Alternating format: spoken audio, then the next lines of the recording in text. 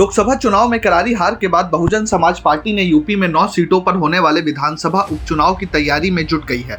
Party ने इस चुनाव में मजबूती से उतरने की तैयारी की है। सूत्रों के मुताबिक बसपा सुप्रीमो मायावती ने खुद मोर्चा संभाल लिया है। चंद्रशेखर आजाद के उपचुनाव लड़ने के ऐलान के बाद बसपा की चुनौती और बढ़ गई है। मायावती ऐसे उम्मीदवारों की तलाश में जुटी है जो मजबूत दावेदारी ठोक सके। इसकी जिम्मेदारी जिला अध्यक्षों को दी गई है। सूत्रों के मुताबिक जिला अध्यक्ष अपने क्षेत्र में सबसे मजबूत दावेदार की तलाश कर रिपोर्ट सीधा बसपा सुप्रीमो मायावती को देंगे, जिसके बाद हाईकमान के द्वारा इन नामों पर अंतिम मुहर लगाई जाएगी। पार्टी ने उपचुनाव से वरिष्ठ पदाधिकारियों को दूर रखने का फैसला किया। मायावती खुद सारी रणनीति अब बनाने में जुटी हुई हैं। लोकसभा चुनाव में बहुजन समाज पार्टी के लिए आजाद समाज पार्टी के अध्यक्ष चंद्रशेखर आजाद भी बड़ी चुनौती बनकर उभरे हैं। नगीना सीट पर उन्होंने जिस तरह से एनडीए और इंडिया गठबंधन को पटकनी दी और बसपा के दलित वोट बैंक में भी सेंधमारी करने में कामयाब रहे, उससे बसपा को सबसे बड़ा झटका लगा है। ऐसे में उपचुनाव में उतरना बसपा के लिए इस बार मजबूरी भी बन गया है।